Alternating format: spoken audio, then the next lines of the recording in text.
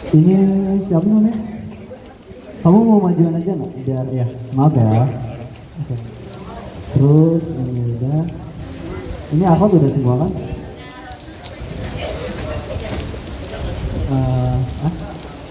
Iya.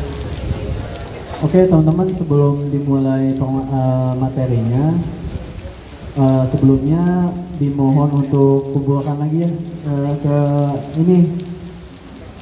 Anif, tolong kumpulkan HP-nya nanti biar teman-teman fokus ya, jadi kayak yang sebelumnya seperti itu. Coba yang Akhwat sama Pak Azami di mode pesawat juga ya, jangan sampai nyala. Okay. Kalau bisa matiin aja, mati daya HP-nya.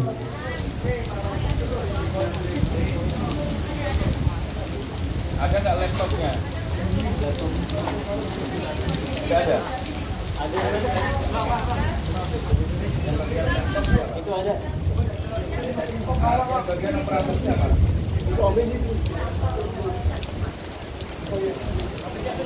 Ya, matiin daya ya HP-nya.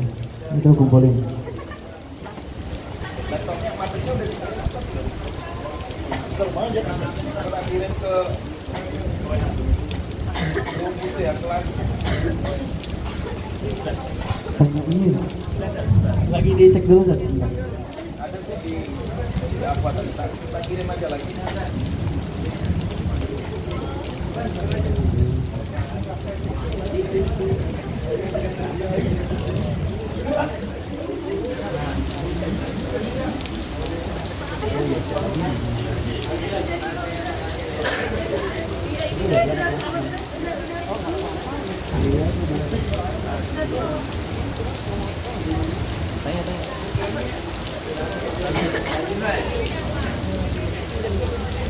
Ada nggak grup yang 2022?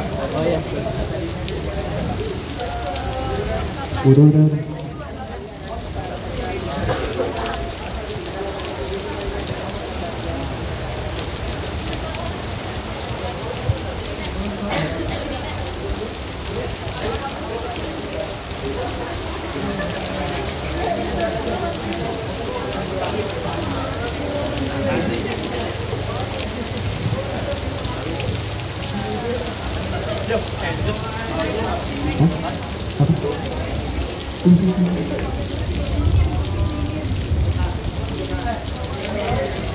Nggak pernah baca kan?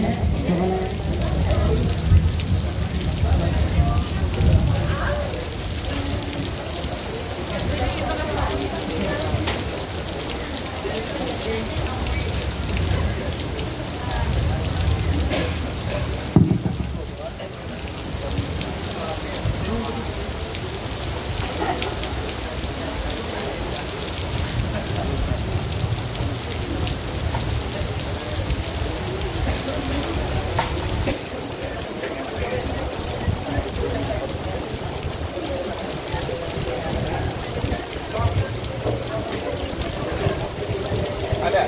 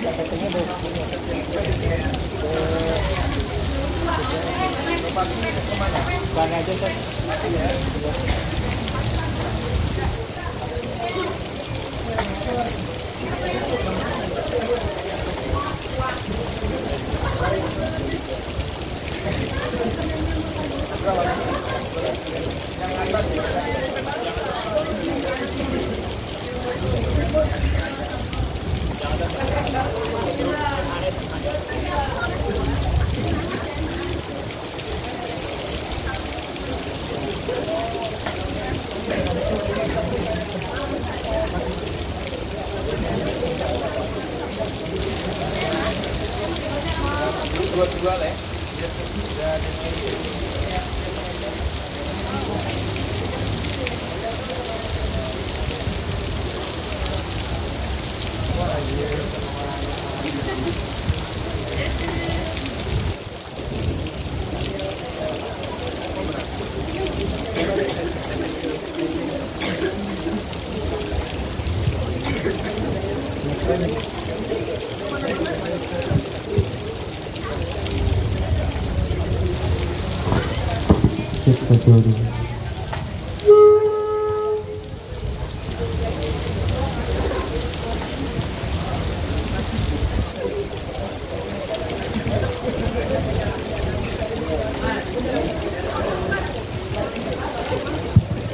Baik, bismillahirrahmanirrahim. Assalamualaikum warahmatullahi wabarakatuh.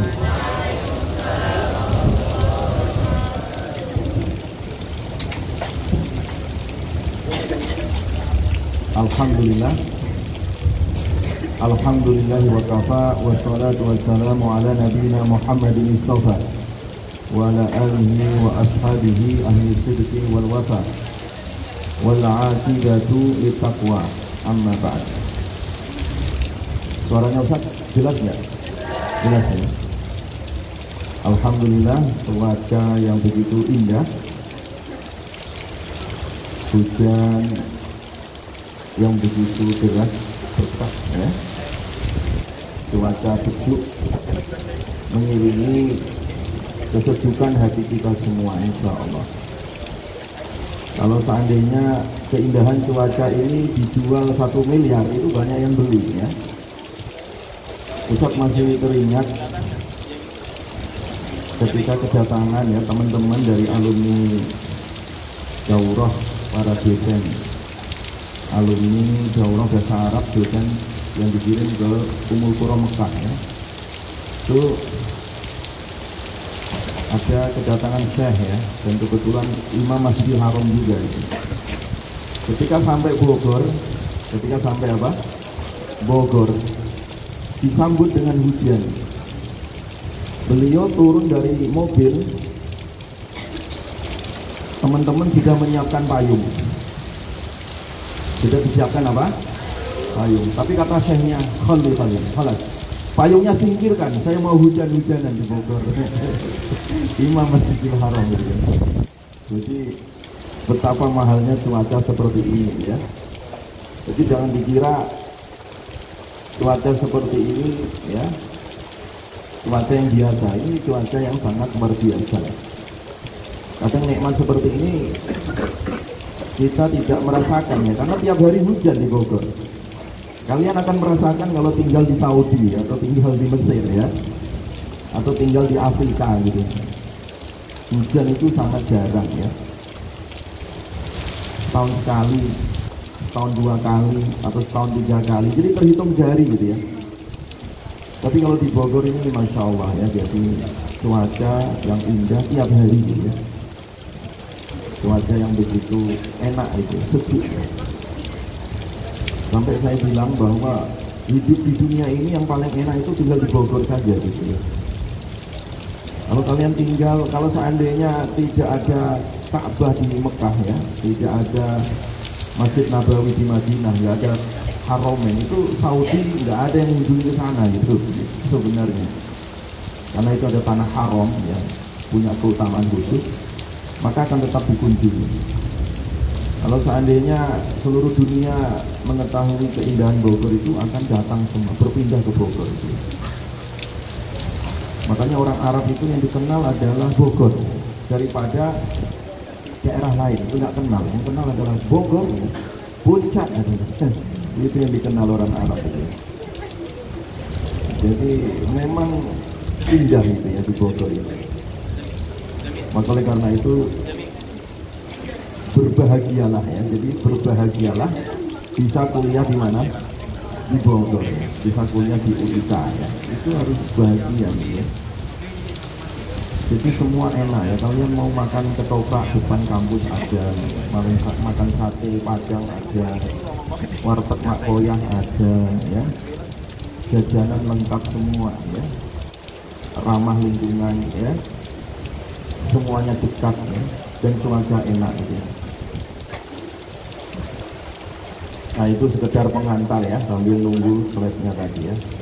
Baik, kita hari ini ingin menguatkan ya kembali serta mengingatkan ya tentang masalah kaderisasi ya, menyiapkan generasi di masa kalian ya untuk masa mendatang ya.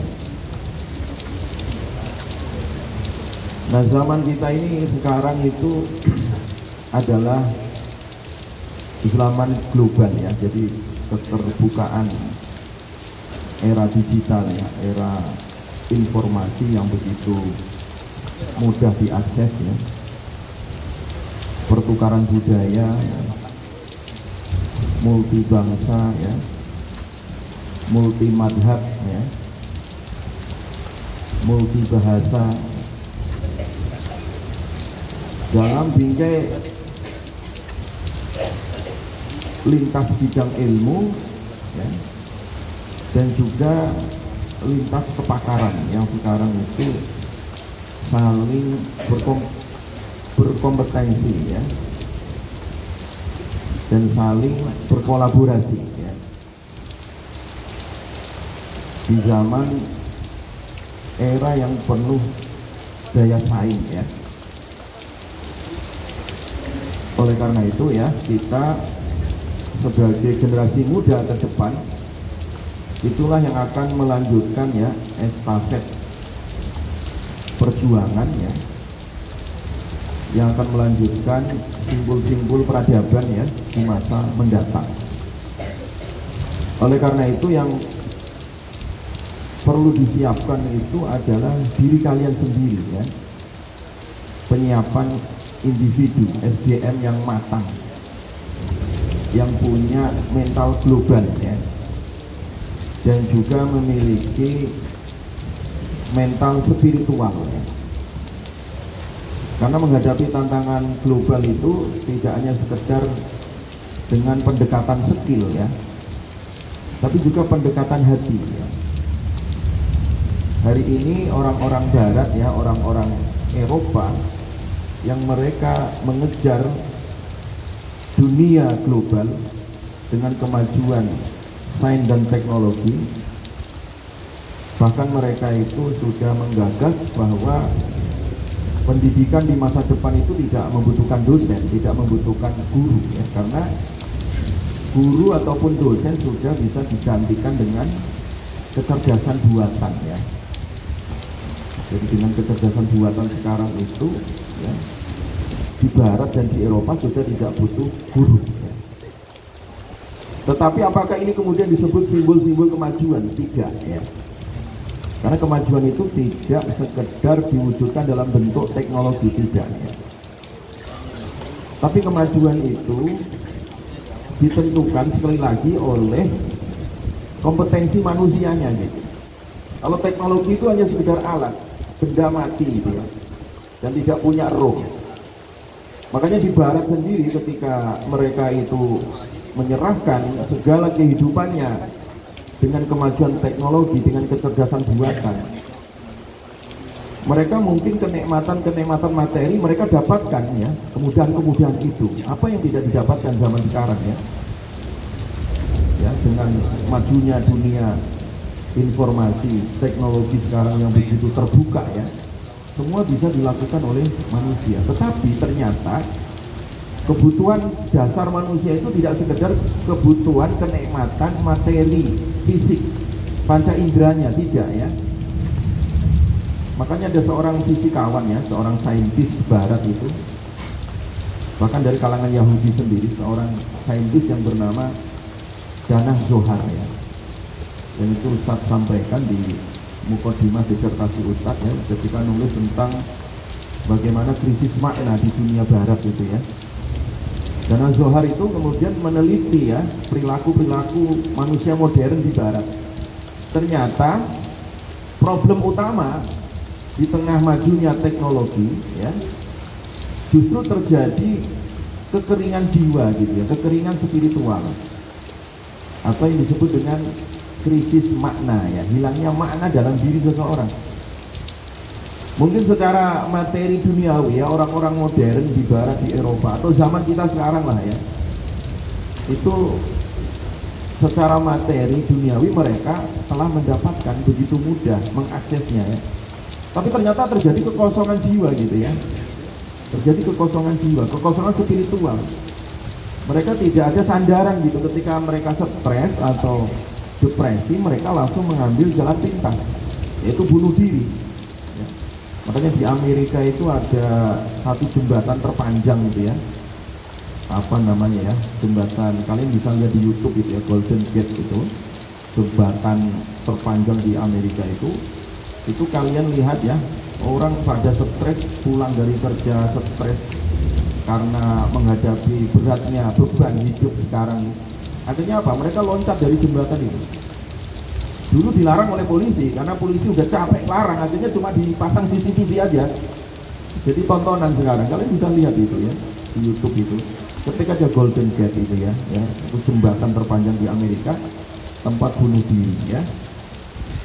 Atau orang-orang barat itu ya, yang katanya manusia modern, itu malah mereka akhirnya ya pelampiasan diri untuk melupakan sejenak masalah mereka, karena saking stresnya menghadapi zaman modern ini, akhirnya larinya ke narkoba. Makanya di Amerika itu ada lagi viral itu ya, apa namanya itu, satu kota disebut kota zombie ya. Kota apa namanya? Zombie. Kota apa namanya itu? Philadelphia ya, itu. Jadi orang tercecer kayak sampah gitu ya di pinggir jalan. Ya, udah ya setengah manusia, zombie lah istilahnya ya. Mayat hidup ya, zombie itu mayat hidup. Makanya orang-orang barat tuh bikin lagu zombie ya, mayat hidup. Karena memang itu krisis makna ya yang sebenarnya terjadi, yang kemudian mereka ekspresikan dalam sebuah lagu, dalam sebuah kehidupan ya, yang menunjukkan itu kegersangan jiwa. Jadi oleh karena itu IAT ya, ilmu al-Quran dan tafsir, melihat zaman yang teknologi serba canggih, sementara kalian belajarnya tafsir, apa nanti dapat pekerjaan Ustaz? Justru pekerjaan paling laris itu IAT nanti itu ya, nanganin orang-orang stres itu ya. Jadi nanganin orang-orang yang memang kecanduan teknologi. Ustaz bilang ya, 5 tahun ke depan atau 10 tahun ke depan, sekarang ini apa yang tidak canggih ya? Semuanya canggih itu ya. Kalau zaman Ustaz dulu ya, ada awal-awal musim HP Nokia yang segede sepatu satpam itu ya, yang ada antinonya. Ustaz punya HP pertama itu ada antinanya yang ditarik gitu ya. Kalau nggak ditarik nggak ada sinyalnya gitu. Untuk melempar kucing mati gitu. Ya. Itu awal-awal punya HP jadul gitu ya. Itu susahnya luar biasa. Kalau apa namanya, tombolnya itu karetnya lecek gitu, itu nggak bisa dipakai itu. Nah kemudian suatu ketika Ustaz baca di koran itu ya, oh nanti tahun-tahun berikutnya sudah nggak pakai tombol, touchscreen gitu. Ternyata terjadi itu ya, terjadi. Ya, itu terjadi. Dan teknologi semakin tipis, semakin kecil itu semakin canggih sekarang ya. Kalau sekarang touchscreen nanti mungkin 3 tahun ke depan atau 1 tahun ke depan nggak butuh touchscreen, masih aja. Nah, dan sekarang sudah ada ya. Anak-anak ini sekarang sudah lebih canggih gitu ya daripada Ustaz gitu ya. Jadi mereka katanya ada apa tuh, saya lihat itu di media sosial itu ya. Jadi sudah mereka nggak butuh di layarnya, nggak butuh sentuh sebenarnya. Mungkin batuk gitu kalau itu langsung hidup nanti ya apa HP-nya gitu. Jadi sekarang ini semuanya serba canggih ya. Tetapi nggak usah khawatir ya. Jadi ada sesuatu di tengah-tengah kecanggihan itu justru banyak kesenjangan dan peluang ke depan itu ya. Jadi ilmu Al-Quran dan tafsir itu justru ya akan mengurai dari semua problematika kehidupan manusia modern ke depan ya. Jadi orang itu akan kembali ya, kembali ke Tuhan, kembali kepada Allah. Mereka akan rindu ya ketenangan hati, rindu ya dengan ketenangan jiwanya ya, akan kembali ke Tuhan, kembali ke Allah, kembali kepada kitab Allah. Nah ini penting ya. Jadi semakin canggih seseorang itu nanti akan kembali kepada titik nol sebenarnya ya. Makanya di media sosial itu disebutkan di barat sendiri itu sudah dengan kemajuan teknologi yang sudah memuncak gitu ya, mereka justru dengan banyaknya teknologi ini malah mengganggu sebenarnya. Artinya sebagian mereka, kalau sekarang ini disebut HP pintar ya, di sebagian mereka ada yang memakai namanya HP bodoh, lawan dari HP pintar. HP yang bodoh itu HP yang jadul itu. Nah, itu sebagian orang menggunakan alternatif itu karena nggak mau diganggu dengan berbagai macam kecanggihan gitu. Jelas ya. Jadi ini sebagai mukadimah, lanjut ya. Nah, jadi kompetensi ya yang harus kalian miliki ya sebagai individu, sebagai syakhsiyah muslim ya atau syakhsiyah muslimah, itu harus ada nilai di dalam diri kita ya. Ya, ada internalisasi nilai ya. Nah nilai inilah yang penting nanti yang membedakan antara kalian dengan robotik ya, dengan benda mati atau benda hidup tapi nggak berakal, yaitu hewan ya. Yang membedakan apa? Nilai ya. Nah, makanya perlu namanya internalisasi nilai ya. Ya. Nah nilai ini yang harus kalian miliki itu ada 4 itu ya. Ustaz sudah gambarkan di situ. Kelihatan nggak itu? Jadi nilai yang harus ada pada diri kalian ya, itu minimal ada 4 ini ya, secara global ini, walaupun sebenarnya banyak ya. Cuman itu bisa dirangkum di 4 ini ya. Nilai-nilai yang harus kalian miliki ya sebagai generasi Quran mendatang ya. Yang pertama, bahwa kita harus menata mindset kita ya, paradigma berpikir ya. Bahwa paradigma berpikir kita ini sebagai seorang muslim itu harus berpegang kepada Islamic worldview ya, paradigma Islam ya. Ini nanti akan membedakan diri seorang muslim dengan diri di luar muslim ya. Jadi yang pertama adalah mindsetnya yang harus ditata ya, cara berpikirnya ya, pandangan hidupnya yang harus ditata. Nah itu yang disebut dengan Islamic worldview yang harus kalian miliki ya. Jadi pandangan diri seorang muslim yang harus siap ditata oleh aturan-aturan ya yang telah dibuat oleh Allah berupa syariat ini. Makanya muslim itu artinya ya seakar dengan kata istislam ya, orang yang pasrah ya, tunduk patuh lillah terhadap aturan Allah Subhanahu wa ta'ala. Dan dia punya konsep sami'na wa ata'na gitu ya. Jadi saya mendengar dan saya patuh gitu. Kalau orang-orang Yahudi dia mendengar tapi tidak mau patuh, sami'na wa asoina. Nah itu. Nah kalau orang-orang Nasrani ya, dia tidak mendengar tapi mencoba patuh. Artinya tidak ada konsep ilmunya.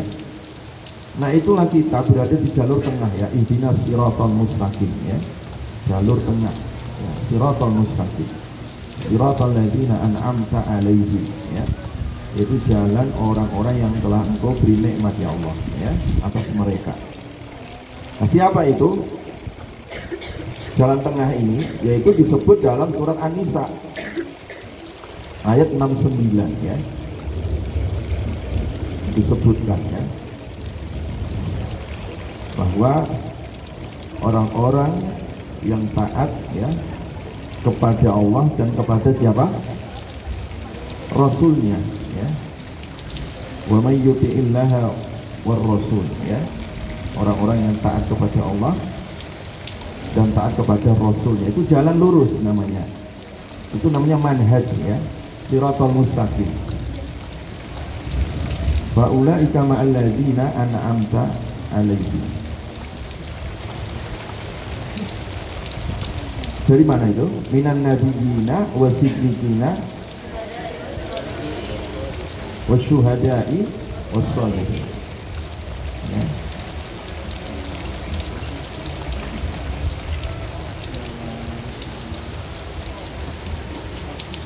Jelas ya? Tadi surat apa tadi itu?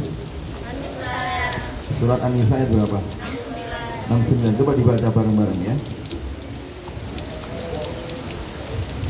Bismillah.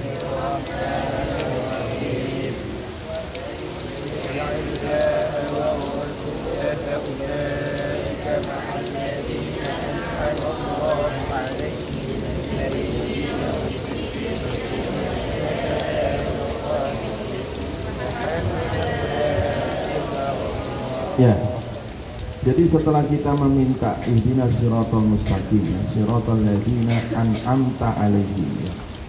An'amta alaihim, yang telah Engkau beri nikmat atas mereka. Nah, kemudian dijawab di surat An-Nisa tadi, wa may yuti'illaha war rasula fa ulaika ma'al ladzina an'ama Allahu alaihim minan nabiyyina wasiddiqina wasyuhada'i wassalihin. Itu jalan para nabi, para rasul ya kan, syuhada, sholihin ya.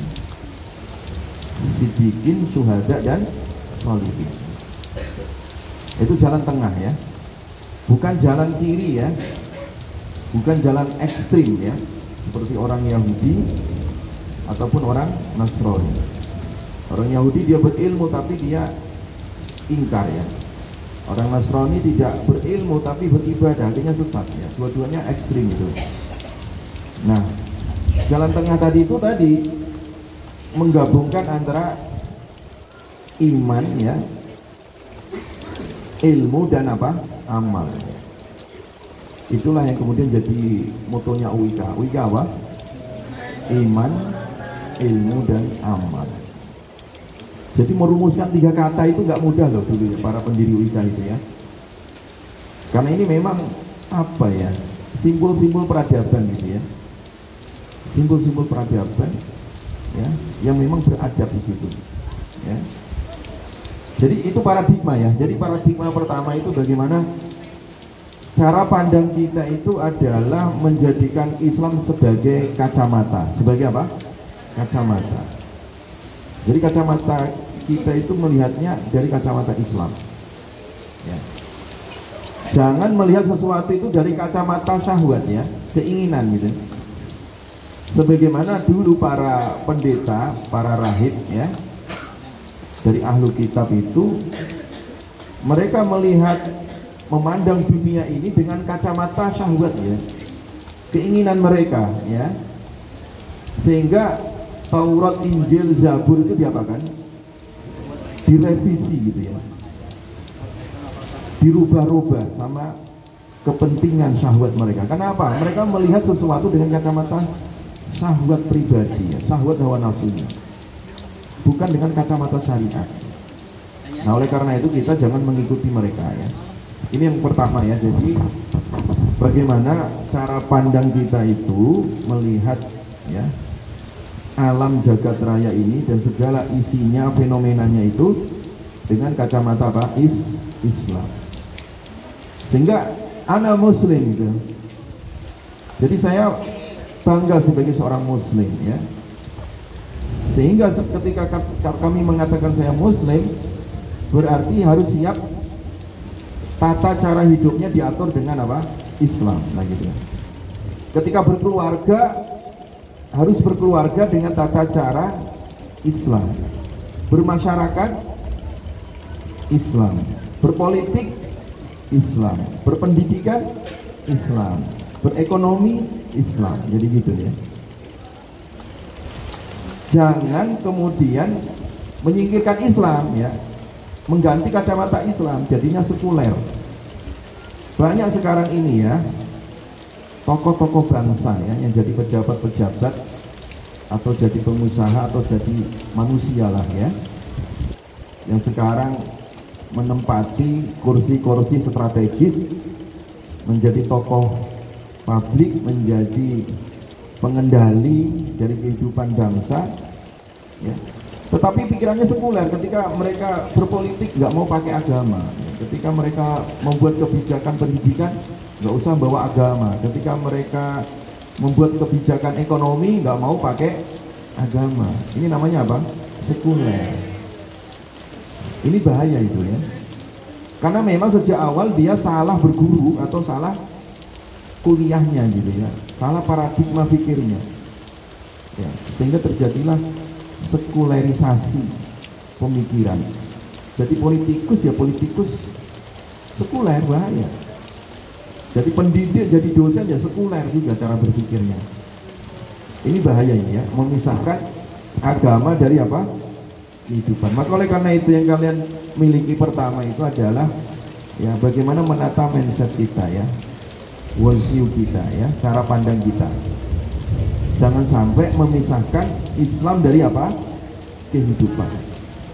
Jelas ya? Nanti puncaknya adalah kesejahteraan dan keadilan gitu ya. Coba dibaca surat ya Quraisy ya. Ayo bareng-bareng. Bismillah.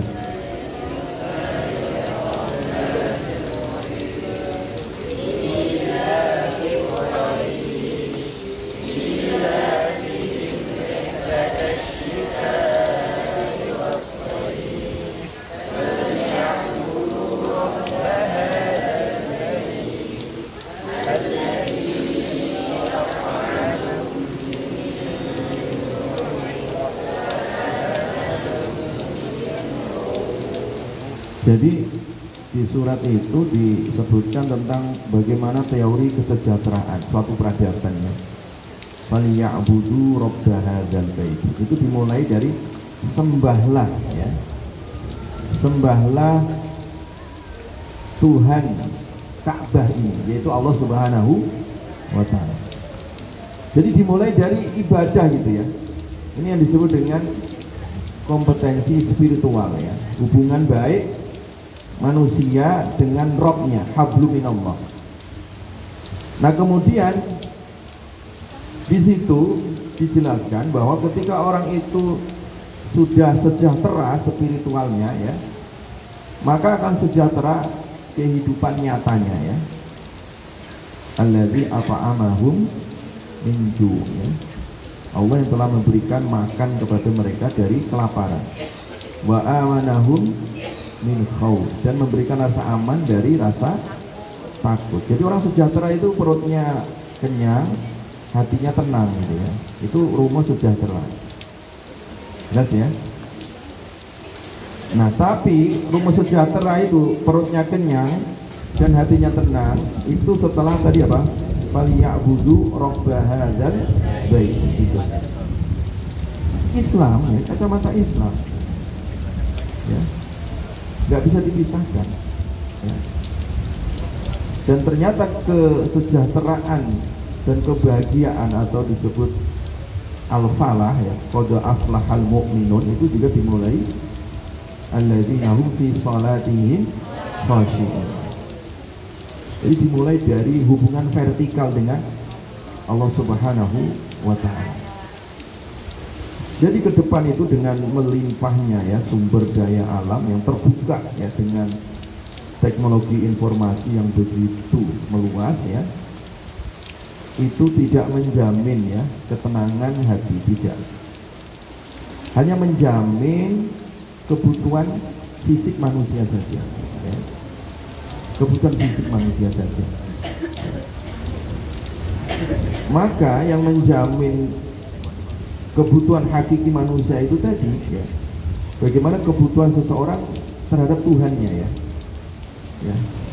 bukan kepada teknologinya gitu.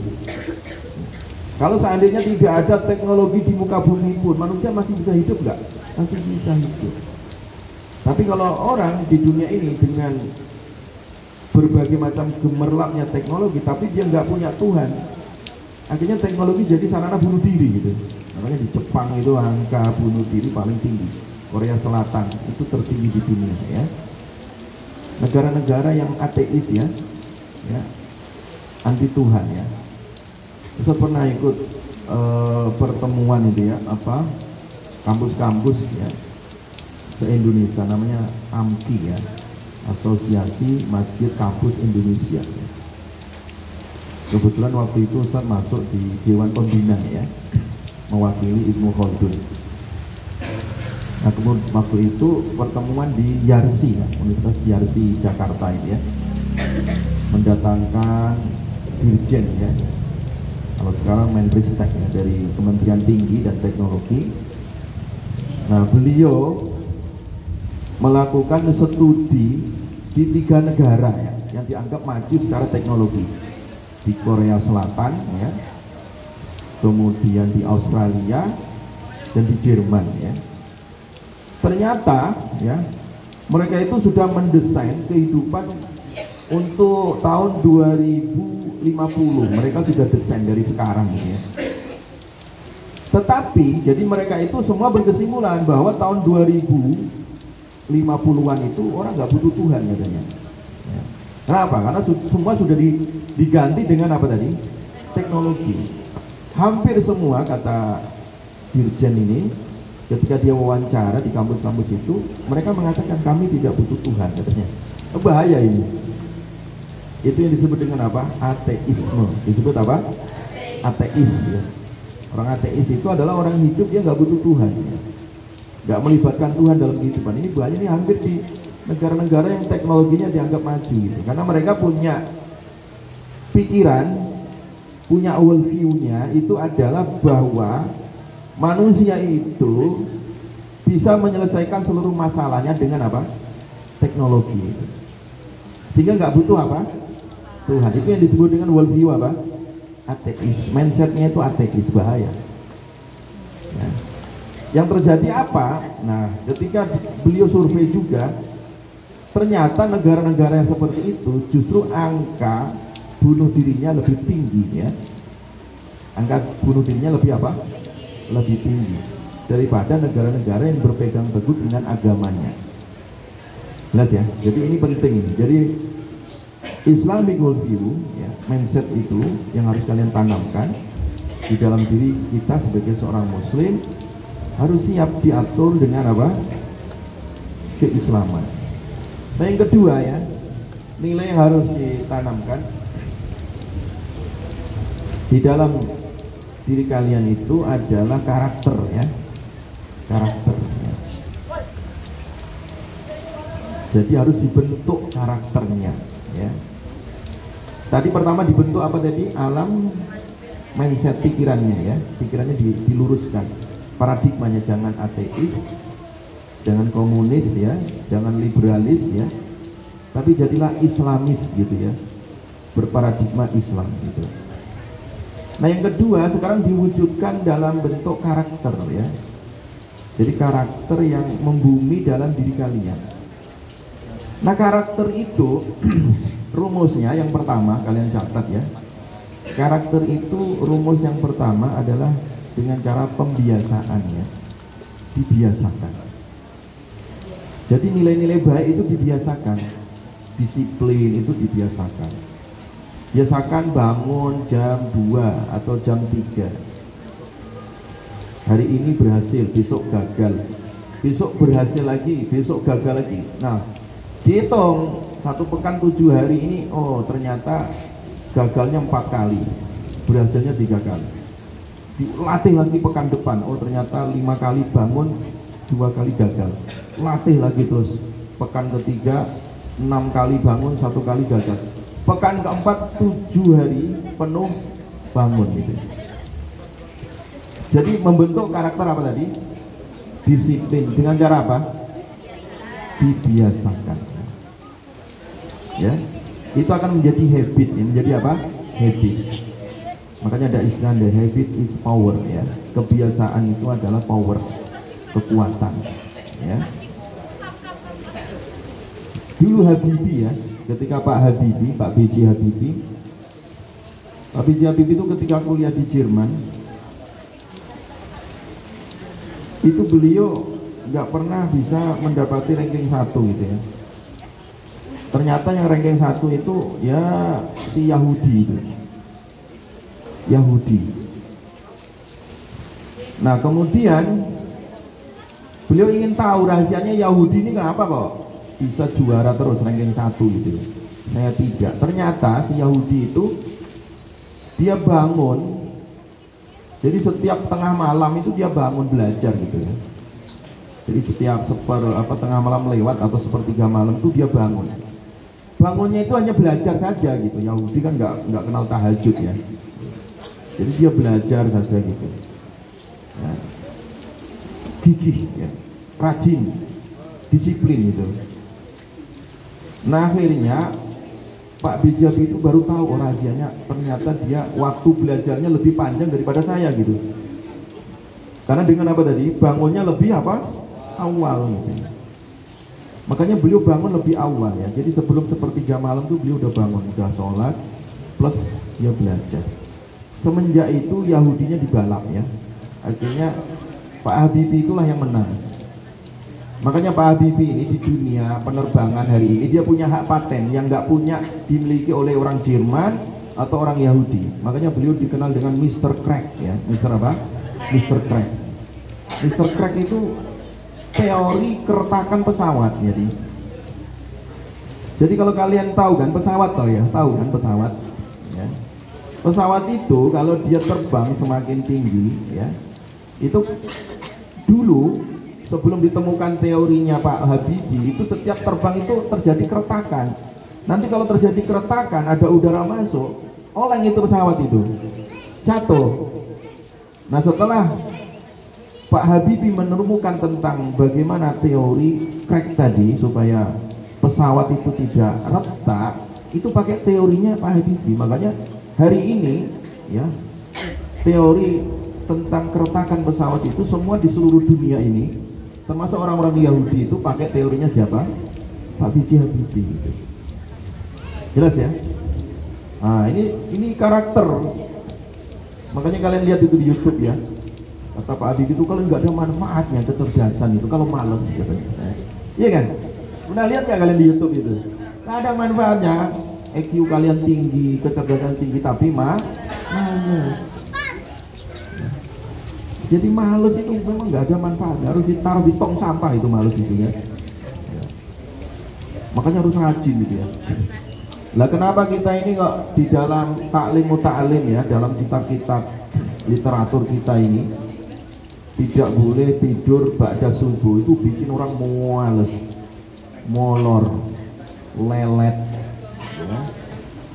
Super lambat, tell me, telat mikir itu gara-gara. Jadi kalau ibarat komputer itu harddisknya itu tidak bulat ya, nggak bisa muter, kotak itu bentuknya. Jadi otaknya itu bentuknya kotak, nggak bulat ya, karena males itu tadi ya. Maka oleh karena itu tadi karakter itu dibentuk dengan cara apa tadi? Pembiasaan, dibiasakan ya, biasakan sejak sekarang ya. Masih muda bangun jam 6, wah itu nanti kalau udah punya anak bangunnya jam 8 malah ya. Jadi sejak muda itu dibiasakan betah melek ya, tapi jangan mainan game meleknya ya. Meleknya itu belajar, membaca, menulis ya. Jadi kalau seandainya kalian ini memanfaatkan teknologi zaman sekarang, itu kalian bisa membalap ulama-ulama zaman dulu ya. Zaman Imam Syafi'i itu masih manual ya. Buku belum secanggih sekarang ya. Perpustakaan nggak secanggih sekarang ya. kalian itu loh ya, dengan media sekarang itu apa yang tidak bisa, semuanya bisa loh ya. Betul nggak? Jadi kalian mau belajar bahasa Inggris, ya sekarang di YouTube gampang. Ya, kalian mau bikin soto Bogor nggak ngerti, gampang sekarang buka YouTube aja ya. Sampai kalian mau tanya harga palu di pasar anyar berapa harganya, tahu itu ya. Nggak ada yang susah sekarang ya. Jadi kalau hanya sekedar kecerdasan teknologi, nggak usah kuliah pun cukup gitu loh ya. Buktinya Bill Gates itu nggak pernah kuliah di UIKA kok ya. Elon Musk itu juga nggak pernah kuliah di jurusan teknik ya, IT nggak pernah, otodidak ya itu. Jadi boleh teknologi otodidak boleh, yang nggak boleh itu Quran otodidak yang nggak boleh ya. Jadi kalian bisa menemukan apa saja sekarang ya. Sampai ada satu penelitian ya, mahasiswa kalau nggak salah mahasiswa ITB itu ya, menemukan teori ya, teori tentang tangisan bayi. Nah itu bisa diukur. Kalau nangis seperti ini, oh bayinya lagi lapar. Nangisnya seperti ini, oh popoknya, pampasnya itu penuh. Bayi kalau tangisnya seperti ini, oh lagi manja. Nah, bayi nangisnya seperti ini, lagi caper. Itu bisa dideteksi itu ya, dengan penemuan aplikasi oleh mahasiswa ya, ITB itu ya. Jelas ya. Jadi apa yang susah sekarang ini ya? Jadi dengan teknologi ini semua kalian bisa pelajari dan mudah gitu ya, belajarnya mudah. Makanya saya itu kadang heran, ada mahasiswa disuruh bikin PowerPoint aja nggak bisa itu ya. Itu ketinggalan zaman ini mahasiswa ya. Jadi megang laptop aja gemetaran gitu ya, sampai setengah pingsan. Ya sekarang itu ya jangan gaptek amat ya, ya memang harus melek juga ya. Tapi jangan kebablasan ya. Jelas ya. Jadi ini yang berapa tadi? Kedua, yaitu bagaimana pembentukan karakter. Jadi setelah pemikirannya tadi terbentuk, kemudian karakternya apa? Terbentuk. Karakter itu terbentuk karena apa tadi? Pembiasaan. Jadi biasakan tadi ya. Yang kedua, karakter terbentuk itu karena pendisiplinan ya, didisiplinkan ya. Yang ketiga, peneladanan ya, butuh teladan ya. Butuh apa? Keteladanan, harus ada contoh ya. Sudah dibiasakan, sudah disiplinkan, tapi salah contoh bahaya juga, harus ada contoh kebaikan. Makanya saya bilang tadi, sepanjang zaman dan sepanjang sejarah, yang namanya guru itu nggak bisa digantikan dengan teknologi ya. Orang Barat, Eropa nggak butuh guru, dengan kecerdasan buatan tadi mereka sudah bisa lakukan ya, melalui komputerisasi pendidikan ya. Karena mereka nggak ada konsep adab gitu loh. Kalau dalam Islam ada yang namanya konsep adab. Nah, konsep adab itu harus ada yang nyontohkannya. Harus ada guru yang hidup ya. Makanya Nabi Muhammad itu sebagai manusia teladan kan gitu kan. Laqad kana lakum fi Rasulillahi uswatun hasanah. Sebenarnya Allah mampu saja ngutus malaikat itu loh untuk jadi rasul, ya kan? Tapi malaikat nggak bisa dicontoh. Ya. Malaikat bertamu di rumah Nabi Ibrahim, ditawari daging sapi bakar, sapi muda. Enak nggak hujan-hujan kayak gini? Enak, disodorkan. Ala takulun, ayo makan, monggo silakan makan. Ya malaikat ditawari makan, ya daging sapi, ya bakar muda, ya nasi kebuli, ya nggak doyan malaikat, nggak ada contoh, iya kan? Nggak bisa dicontoh malaikat itu, karena nggak makan, nggak tidur. Emang kalian bisa betah nggak tidur? Ya? Nggak punya istri, ya nggak punya suami, nggak punya rumah tangga. Makanya Nabi dijadikan oleh Allah contoh, ya contoh, karena manusia, dari manusia min anfusikum ya, dari diri kalian, artinya kayak kalian gitu. Nabi ya ke pasar, ya makan, punya anak, punya istri. Nabi duduk, Nabi berjalan, Nabi tidur. Nah, itulah karakter itu terbentuk karena ada contoh. Karena ada apa? Contoh. Nah kalian ya kuliah di UIK ini masih banyak tokoh-tokoh bangsa yang hidup di UIK ini. Khususnya Prof. Didin Hafidzuddin itu sesepuh ya ulama di Indonesia ini, contoh hidup gitu ya. Tokoh-tokoh ekonomi adanya di UIK semua, contoh hidup gitu ya. Jadi artinya banyak tokoh ya, banyak contoh ya. Nah itu sebagai kesempatan ya untuk kalian untuk belajar dalam pembentukan apa? Karakter, pembentukan karakter. Jadi kalau karakter terbentuk itu dia akan menyertai seumur hidup ya. Makanya dulu ya sahabat Utsman itu mengirim satu muridnya dari kalangan tabi'in, yaitu Abi Abdurrahman As-Sulami. Dipilih oleh Utsman dan itu muridnya Utsman. Dan memang belajar dari karakternya Utsman. Bagaimana kesetiaan Utsman itu ya, setia menjaga Quran dan membaca Quran itu, sampai ketika orang-orang Khawarij mengepung rumahnya Utsman dan akhirnya Utsman ditikam, dibunuh.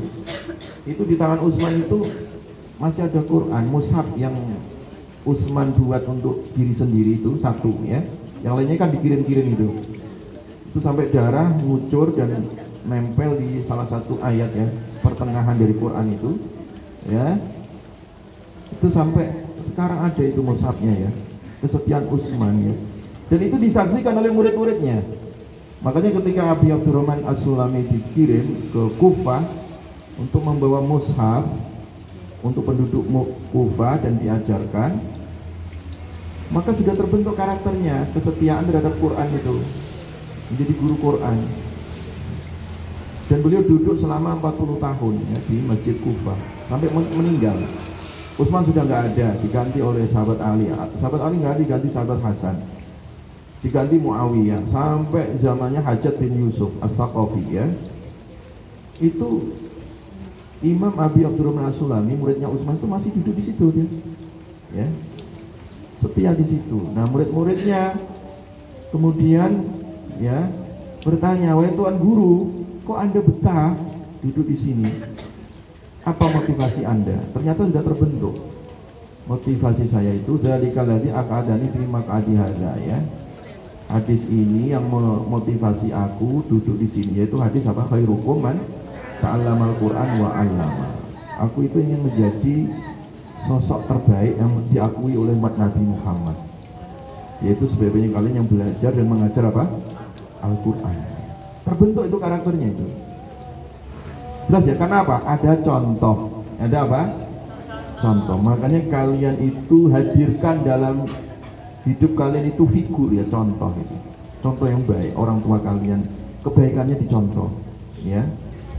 Dicontoh gitu, ya. Misalnya kalau saya ya, itu dulu melihat ya, karena ibu saya itu anak yatim gitu ya. Itu senang sama anak yatim, kalau ketemu anak yatim disangonin gitu, pokoknya seneng lah gitu ibu saya. Dan waktu kecil saya melihat gitu ya, contoh itu. Makanya sekarang saya suka melihara anak-anak yatim itu ya. Makanya ada pesantren yatim Ustaz di situ itu. Di sini, di Labong sini ya. Di Bojong gitu ya. Itu ada pesantren yatim Ustaz di situ ya. Di Dramaga juga ada banyak anak-anak yatim itu. Gratis ya. Itu karena senang itu, meneruskan amal baik orang tua. Itu karakter, kenapa? Ada yang dicontoh dulu. Coba kalau kalian nyontohnya YouTuber sama artis, dikit-dikit ganti HP ya. HP bagus stres karena keluaran baru belum beli, kan itu dah. Nah, itu kerjaannya YouTuber itu ya. Karena contohnya YouTuber ya, jadinya figur yang salah. Jangan salah figur, jelas ya. Nah, jadi figur itu akan menjadikan karakter. Terus keberapa tadi? Pertama tadi apa? Pembiasaan, pendisiplinan, peneladanan ya. Berapa tadi? 3 ya. Nah yang keempat, penegakan aturan ya, atau mu'aqobah namanya, penegakan aturan. Harus ditegakkan aturan ya. Jadi kalau ada aturan itu pasti ada pendisiplinan. Nah pendisiplinan itu pasti ada dampak ya, atau hukuman gitu ya. Jadi gini misalkan ya, kalian itu udah membiasakan baik nih, ya, udah biasa tahajud nih. Tiba-tiba besok, ya, besoknya telat bangun ya, kesiangan. Maka caranya dihukum diri kalian dengan cara apa? Dikodok ya. Makanya Nabi itu kalau malam nggak tahajud, beliau itu mengkodok di siang hari. Itu namanya apa? Penegakan apa? Aturan yang sudah berlaku itu jangan ditinggalkan. Jelas ya? Jadi penegakan aturan itu penting ya. Memberi sanksi, kemudian mu'aqobah diri, nah itu penting. Dan yang terakhir adalah doa, didoakan ya. Jadi pembentukan karakter itu membutuhkan apa? Doa. Karena karakter itu ada sifatnya bawaan yang terkadang orang sulit ya, sulit untuk merubahnya, ya kan? Udah dibiasakan, ya kan? Udah ada contohnya, ya kan? Sudah didisiplinkan kok, tapi nggak berubah karakternya. Itu butuh doa. Contoh karakter boros ya, karakter apa? Boros. Itu karakter, ada yang bawaan, ada yang ketularan, ya. Boros, habis setiap pikir ini bapaknya habis untuk jatah bayar SKS, malah habis dipakai ngopi ya, dipakai nongkrong di kafe, entek habis duitnya ya, boros misalkan ya. Karakter pemarah misalkan, udah dilatih tapi masih marah terusnya, itu juga butuh didoakan ya. Karakter pelit, nah itu juga sama, ada yang bawaan, ada yang ketularan ya. Nah itu butuh didoakan. Jelas ya? Baik, nah, kemudian lanjutnya keberapa? Belum, masih dua tadi itu.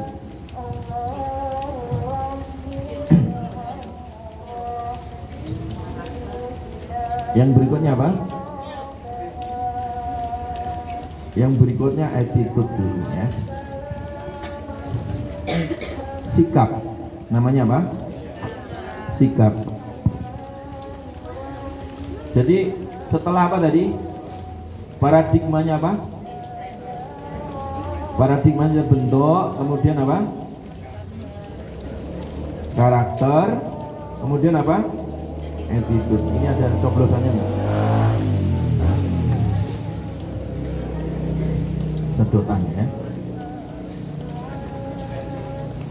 Jadi tadi apa? Paradigmanya, mindsetnya, kemudian apa? Karakternya. Nah, yang ketiga attitude-nya ini. Sikap, ya. Attitude itu sikap, akhlak ya. Jadi kalau sudah terbentuk dalam karakter, nanti yang namanya batinnya sudah baik ya. Manusia itu kayak gelas ini loh ya. Gelas itu kalau isinya teh ya teh. Kalau tehnya manis berarti yang bikin manis gitu kan. Kalau yang tehnya pahit ya pahit berarti. Manis loh yang bikin ya. Karena Ustadz pernah itu ya, udah capek lapar gitu ya, pernah Ustadz dakwah di Kuningan ya. Itu ketika Ustadz di Sunda pertama, Ustadz orang Jawa ya. Kalau disebut teh itu pasti manis. Jangan coba-coba ke Jawa ngasih teh pahit, itu aib gitu. Kalau di Jawa ya, masih teh kok nggak ada gulanya, itu dia pasti orang Jawa nganggap itu orang pelit ini, ya gitu. Kalau di Jawa itu teh ya pasti manis itu. Nah, ketika di Kuningan udah puasa gitu kan, ceramah berbusa-busa gitu.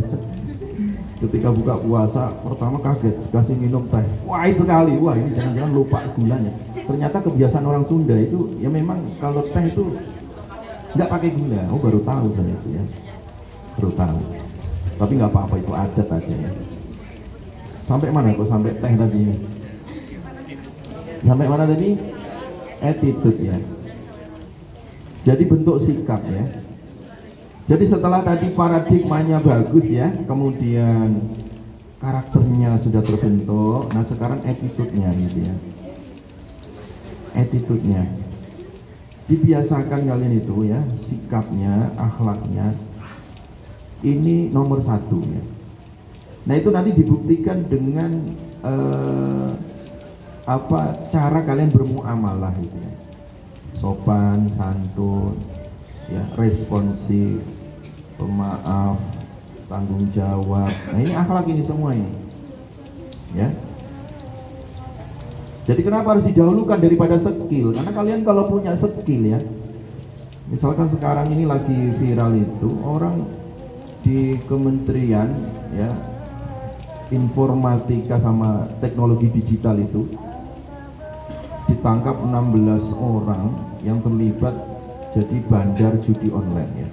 Jadi di Indonesia ini ada ribuan situs judi online. Ternyata bandar-bandar judi itu kerjasama dengan operator kementerian. Mereka punya skill nggak? Skillnya jago. Oh, mereka yang punya server kan ya. Ya. Tapi skill seperti itu nggak ada manfaatnya ketika attitude-nya tadi itu dia koruptif ya, demi uang. Ya, akhirnya dia bohong ya, akhirnya dia memanipulasi situs-situs itu ya. Rakus, ya kan? Nah, makanya skill itu belakangan. Memang penting skill itu ya. Makanya skill tadi itu terakhir itu ya. Jadi pertama tadi mindsetnya dulu, kemudian apa? Karakternya, kemudian attitude-nya, baru skill. Skill itu belakangan. Kalau skill didahulukan daripada attitude bahaya. Dia ahli IT jadinya bandar online. Betul nggak? Dia ahli IT jadinya hacker, bobol duit bank, nipu apa namanya, kan banyak ketipu itu ya. Termasuk Ustadz pernah ketipu juga gitu ya. Jadi Ustadz pernah jadi ketua LPPM ya di Pasca ya, ketua LPPM di Pasca Sarjana, dapat surat dari kementerian ya, kementerian ya, Ristek ya, Dikti ya, untuk mengikuti workshop di kementerian. Yang ceritanya gitu, suratnya lengkap, ada tanda tangannya, stempelnya, dan Ustadz sudah dibikinkan surat tugas dari rektor. Bayangkan, tiba-tiba ketika hari H itu minta dana sekian gitu ya. Ya akhirnya ditransfer, kan kita nggak tahu itu sudah dapat surat tugas dari mana, rektorat kan gitu. Berarti kan mereka sudah lewat ke rektorat kan gitu.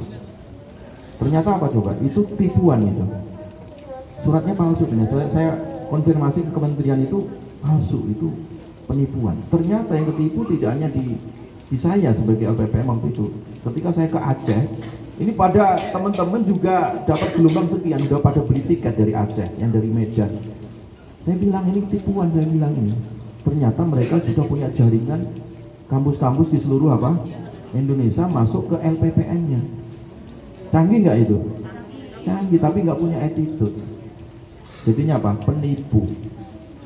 Jadi ilmu itu kalau tidak punya attitude, jadinya apa? Penipu bahaya. Ahli gembok, ahli kunci, dia bisa bikin kunci, punya skill kan? Tapi kalau nggak punya attitude jadinya apa? Maling, bobol. Gembok motor, iya kan? Gemboknya mobil, rumah, hancur semua itu. Itu butuh skill nggak? Loh, maling itu skillnya tinggi itu. Tidak bu, dan maling paling canggih di dunia itu di Indonesia gitu. Dan paling canggih lagi di Bogor ini. Kalian tahu nggak? Jadi maling sekarang ini nggak kena motornya, nanti rodanya diambil atau apanya lah diambil sama dia itu ya. Ya. Sampai yang terakhir itu ya, mobil itu nggak bisa dimaling, BBM-nya itu dari apa bawah. Saya baru lihat berita itu dipotong itu bagian BBM-nya, dimaling bensinnya saja gitu, dia nggak bisa. Masya Allah gitu ya. Ya. Dan pernah santri UIK itu ya, yang ke tempat Ustadz yang di Dramaga depan IPB itu, Ustadz ada pesantren juga di situ, nginep di situ kan di pesantren. Itu motor nggak bisa dibobol, ya, itu diangkat, dipager itu, nangkring dipager. Ustadz foto itu, artinya dia kabur itu kan, kebetulan nggak dikejar. Jadi motor itu karena nggak bisa digembok lewat depan, akhirnya dia gotong dan dinaikkan di atas pagar. Karena ketahuan akhirnya dia kabur, motornya di atas pagar nanti. Itu pertama kali di dunia, nggak ada di Amerika.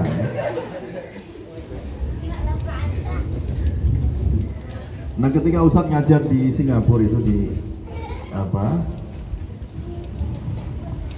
di namanya KIM ya, College Islam Muhammadiyah Singapura. Ustadz ngajar udah lama di situ ya. Jadi itu gedung lantai 8 kalau nggak salah itu ya. Itu gedungnya tinggi sekali. Nah, nggak ada satpamnya, tidak ada apa? Tidak punya satpam. Dan ketika pulang, karena Ustadz ngajarin itu kelas malam ya, jadi paling terakhir pulang sambil diantar sama TU gitu ya. Ustadz kembali ke asrama, ya. Itu saya tanya pada TU-nya itu, sambil TU-nya itu gembok pagar gitu ya. Pagarnya itu gembok kecil gitu, nggak segede gelas itu, kecil aja. Saya bilang, ini kenapa gemboknya kecil dan kenapa nggak ada satpam gitu. Ini kalau di Bogor ya, gembok seperti ini ditiup maling itu lepas, saya bilang. Kata TU-nya di sini aman Ustaz, di sini aman karena semua terpasang CCTV. Kalau itu nanti dilaporkan di polisi langsung ditangkap itu orang. Bedanya kalau di Indonesia ada CCTV dilaporkan, dilihatin aja sama polisi, nggak ditangkap masalahnya itu ya. Makanya nggak aman gitu. Makanya saya bilang, kesimpulan saya itu, dunia ini aman itu cuma ada dua alternatif ya. Tegakkan syariat. Tegakkan apa? Syariat. Jadi maling sudah satu nisa, potong tangannya, koruptor potong tangannya, itu pasti aman. Atau kalau nggak mau negakkan syariat, tegakkan sistem kayak Singapura itu. Singapura itu negara sekuler ya, nggak pakai agama, tapi sistem ditegakkan gitu. Anda berani maling di Singapura atau apa gitu ya, itu ketahuan, tangkap bener, nanti dicegat di bandara atau di mana gitu, ketahuan itu. Ya. Karena sistemnya apa? Jalan. Ya. Diatur dengan sistem. Sampai orang bongkar keramik itu loh di rumahnya itu harus ada sistemnya. Sampai orang rumah tangga ini, misalkan gedung-gedung atau perumahan gitu ya, itu nanti sistem selokannya itu ada standarnya. Bukan seperti orang kita asal buang aja gitu, enggak. Jadi nanti air ngalir itu nanti semuanya jadi satu penampungan. Nah satu penampungan itu air limbah dari rumah tangga, gedung-gedung itu diolah lagi jadi air bersih. Itu Singapura begitu. Jadi terintegrasi ya. Sistem, namanya apa? Sistem. Walaupun nggak pakai agama, sistem ditegakkan aman juga. Atau tegakkan syariat gitu tadi. Itu dua aja. Dan di kita ini kan bukan gitu ya. Negakkan syariat bukan ya, negakkan sistemnya juga bukan. Artinya jadinya apa? Bukan. Makanya malingnya merdeka di sini tuh ya. Jelas ya. Kemudian yang terakhir adalah skill ya, baru apa? Skill. Jadi skill itu adalah keahlian ya. Nah, sekarang ini ya, kita itu butuh skill juga umat Islam ini ya. Kuasai skill ya, maka kalian bisa menguasai dunia ya. Jadi orang kalau punya skill ya, itu dia hidup dimanapun saja ya, dia akan bisa mengendalikan kehidupannya ya. Nah skill ini penting ya, keahlian ini penting ya, dalam segala bidang ya. Punya skill di bidang ini, bidang itu, termasuk masalah skill komunikasi ya. Skill apa? Komunikasi ya. Skill komunikasi ya. Contoh ilustrasinya begini ya, ada seorang raja gitu ya, dia bermimpi ya bahwa ya 10 jarinya terpotong. Raja bermimpi 10 jarinya apa? Terpotong semua, terputus. Terbangunlah si raja ini ilustrasi aja ya. Kemudian dia tanya dengan 2 penasehat kerajaan. Penasihat yang pertama ditanya, wahai penasihatku, apa takbir mimpi ini? Oh bahaya raja. Jadi ini menunjukkan ya bahwa semua keluarga ya, jadi ceritanya itu semua jarinya terpotong kecuali satu ceritanya ya. Semua keluarga raja ini akan mati katanya. Ya, akan apa tadi? Mati. Kamu jangan nakut-nakutin saya katanya. Marahlah raja itu, akhirnya penasihatnya dibunuh mati ya. Jadi yang dimatikan pertama siapa? Penasihatnya sebelum keluarganya mati. Karena merasa ditakut-takutin, akhirnya kecewa, marah ya. Ya. Ya. Nah kemudian penasihat kedua mengatakan, bagaimana pendapatmu tentang mimpi jari-jariku terpotong tadi? Oh enggak apa-apa raja, Anda masih selamat walaupun keluarga Anda tidak selamat, tapi Anda yang selamat gitu. Jadi kesimpulannya sama kan ya, rajanya yang hidup, keluarganya yang mati semua. Tetapi ketika dia skill komunikasinya keliru gitu, fatal nggak? Fatal. Fatal. Ya. Makanya skill komunikasi itu diajarkan oleh Nabi ya. Ketika Nabi lapar datang ke rumah, tanya istrinya, hal min ijamah, istriku ada nggak lauk di rumah? Kata istrinya, tidak ada ya Rasulullah, ilal khol, kecuali cuka. Kecuali apa? Cuka. Kira-kira mahasiswa IAT punya istri di rumah nggak dimasakin, dikasih lauk cuka, marah nggak? Oh enggak.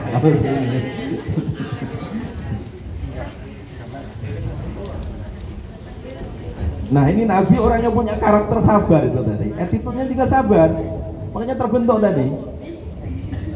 Ya, karena Nabi melihat, jadi mindsetnya Nabi itu rumahku surgaku gitu, ya kan? Dan karakter Nabi itu pemaaf, sehingga attitude-nya juga pemaaf tadi, legowo, lapang. Maka Nabi mengatakan muncullah yang disebut attitude Nabi itu, ni'mal udmi al-khal, sebaik-baiknya lauk adalah cuka katanya. Sebaik-baiknya lauk adalah apa? Cuka. Emang enak daging atau cuka lauknya? Hah? Itu namanya skill ya, dalam berkomunikasi. Namanya apa? Skill. Butuh skill loh ya berkomunikasi itu. Karena Ustadz ada jamaah itu ya, cerai sama istrinya gara-gara tidak punya skill komunikasi. Apa? Dia sakit. Nah kemudian istrinya buru-buru memasakkan. Ya, dia ngambil ayam dari apa namanya lemari es yang beku itu namanya apa? Freezer ya. Kan kalau ayam lama di freezer itu kan apa? Beku ya, darahnya masih ada tuh. Dimasak, setelah dimasak digigit masih ada darahnya. Marah lagi ya, cekcok dengan istrinya. Ya, ini penghinaan, orang sakit malah dimasakin ayam masih ada darahnya, mau meracuni saya Pak. Jadinya apa? Berantem karena tidak punya skill apa? Komunikasi. Orang keluarga itu kan sebenarnya skill aja dalam berkomunikasi. Nah komunikasi itu kan ya kayak tadi, kalau gelas isinya teh manis maka attitude-nya apa? Manis kan gitu. Tapi kalau memang karakternya sudah kecut gitu ya, ciut ya, pahit, ya attitude-nya pahit juga. Skill nggak ada manfaatnya. Jadi skill tuh nggak berdiri sendiri. Dia harus ada attitude ya, ada karakter dan ada mindset. Ini pegang nih teori ini ya. Ini Ustaz sudah kaji bertahun-tahun ya. Dan belum ada yang membatalkan teori ini ya. Yang batalin kualat. Nggak ada. Teori nilai ini udah teruji ya. Ini karena dasarnya dari Quran, hadis dan juga istihad dan juga empiris gitu ya. Jelas ya? Jadi 4 inilah sebenarnya ya yang ingin Ustaz sampaikan. Sebenarnya masih banyak lagi. Itu PR nanti insya Allah dijelaskan di pertemuan-pertemuan berikutnya ya. Aku qauli hadza wa astaghfirullahaladzim. Cukup ya? Ada dialog atau enggak? Oke, tanya jawab silakan. Sampai jam 5 lah ya. Baik.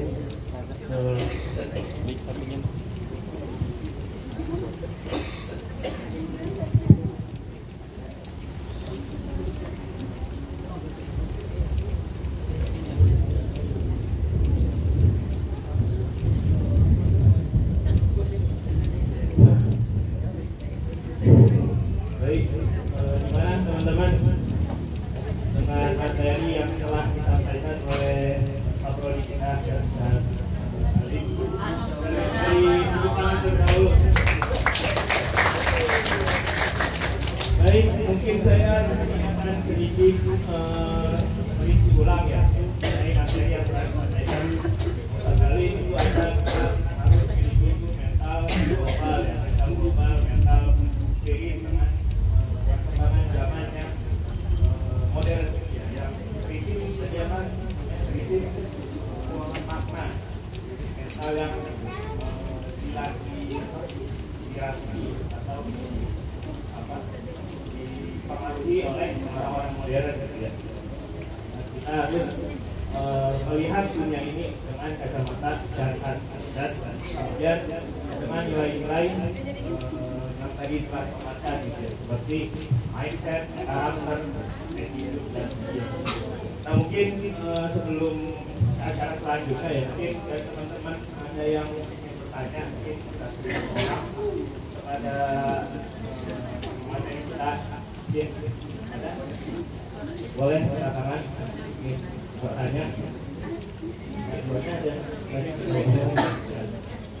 sebutkan nama ya, nama asal ya.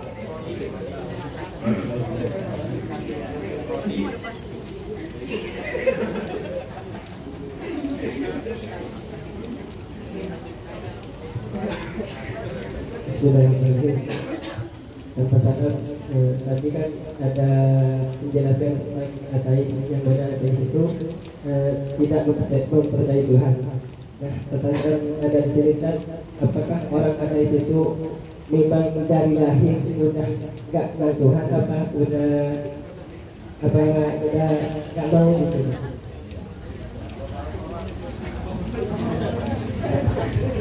Ya, tentang ateis ya, apakah bawaan lahir atau memang pengaruh ya pergaulan? Jawabannya adalah pengaruh pergaulan ya, atau pengaruh pemikiran, atau disebut ghazwul fikri ya. Karena sekarang itu perang pemikiran. Karena kalau dari lahir manusia itu yuladu alal fitrah ya, manusia itu sebenarnya lahir dalam keadaan fitrah, bertauhid. Alastu bi rabbikum qalu bala syahidna ya.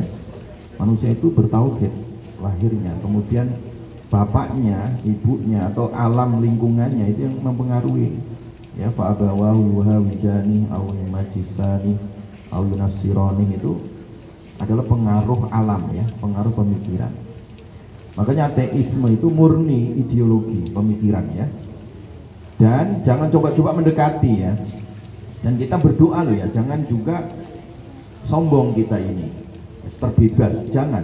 Berdoa, Rabbana la tuzigh qulubana ba'da idh hadaitana wa hab lana min ladunka rahmah. Itu berdoa. Ya Allah, itu kan di Ali Imran ya, setelah Allah menyebutkan orang-orang yang ar-rasihuna fil ilmi, orang yang mendalam ilmunya, justru dia khawatir kalau kepleset ya. Ya Allah, jangan kau plesetkan hatiku setelah engkau beri apa? Petunjuk. Itu doa intelektual, doa mahasiswa itu baca ya, supaya nggak terpleset. Karena banyak santri ya, alumni pesantren terpleset gitu ya, terpleset dengan pemikiran ya.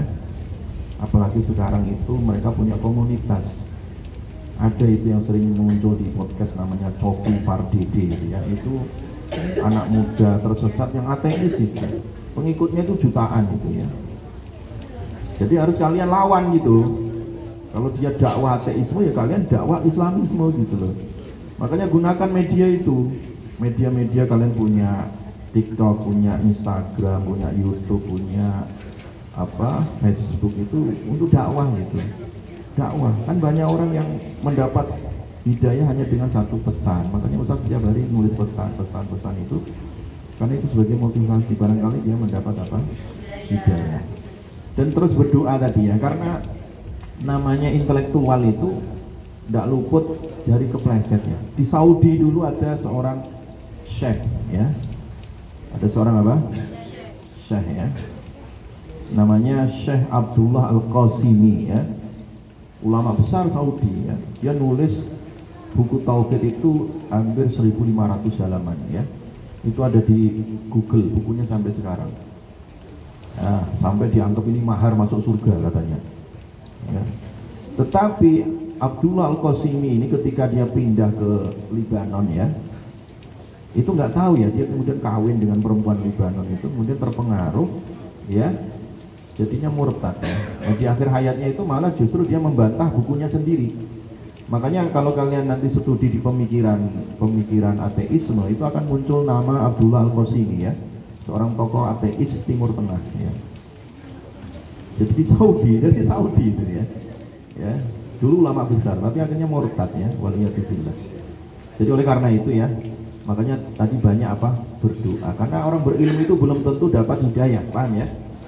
Senop Horgonya kan Ustadz sudah sering menyampaikan. Senop Horgonya ini profesor studi Islam, tapi dia tetap ateis, kafir ya. Ya, dia nggak percaya Islam, ya, karena tidak mendapati apa? Hidayah. Makanya harus hati-hati. Jadi ateisme itu pengaruh ya, pemikiran, ideologi, ya. Kalau ideologi itu nggak ada matinya ya. Maka kita harus menghindar dan berdoa tadi. Baik, ada lagi pertanyaan?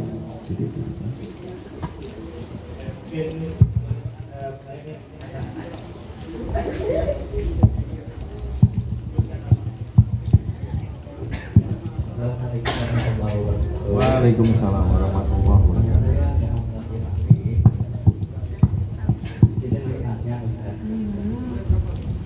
Yang pertama, gimana caranya supaya pikiran kita itu positif terus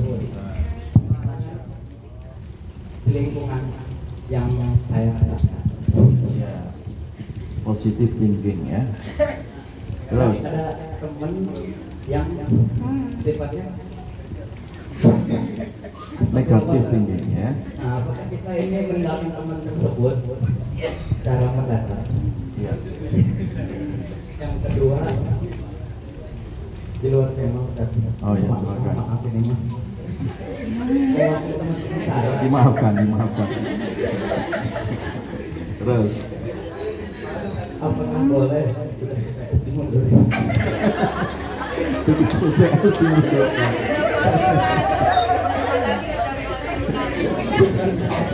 Ya, tugas UTS dimundurkan. Ya, iya. Baik ya, yang pertama tadi kita memang harus husnudzon ya, harus selalu apa? Husnudzon ya, positive thinking ya, berpikiran positif ya.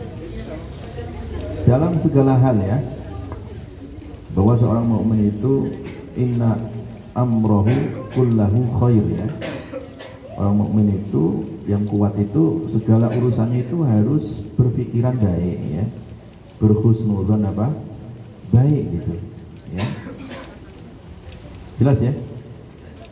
Contohnya begini ya, ada orang dia sudah berjam-jam nunggu pesawat ya.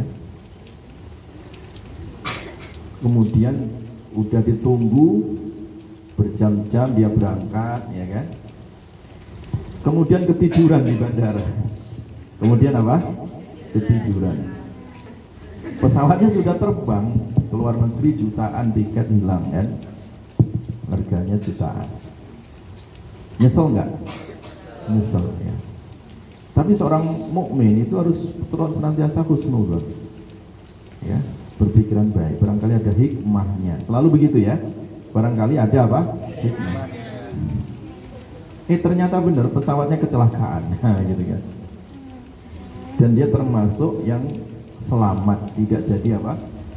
Mati gitu.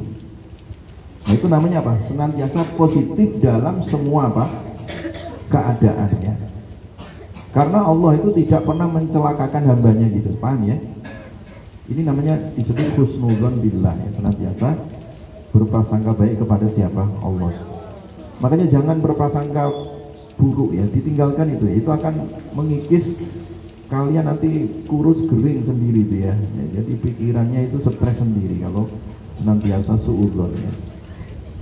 Jelas ya, senantiasa berprasangka baik. Kemudian yang kedua, UTS-nya ditangguhkan boleh Ustaz? Ya. Ya husnuzon, berarti Ustaznya husnuzon gitu. Nah, ini mahasiswa cerdas namanya.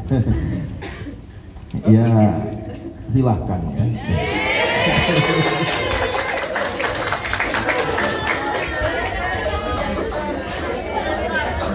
Yang penting beres nanti. Baik, wallahu alam ya, cukup ya. Karena waktunya sudah habis. Kita tutup subhanakallahumma bihamdika. Assalamualaikum warahmatullahi wabarakatuh.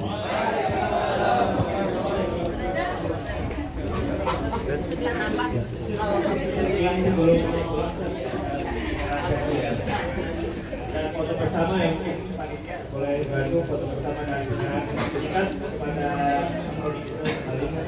mohon dibantu panitia.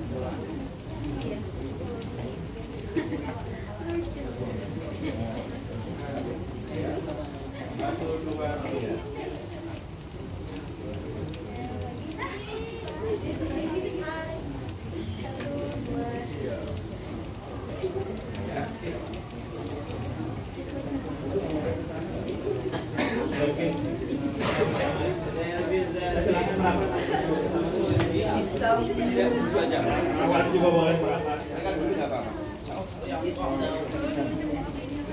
Kelihatan Ya 1, 2, 3.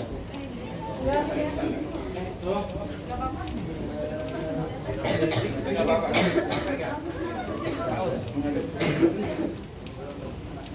Satu, dua, tiga. Udah?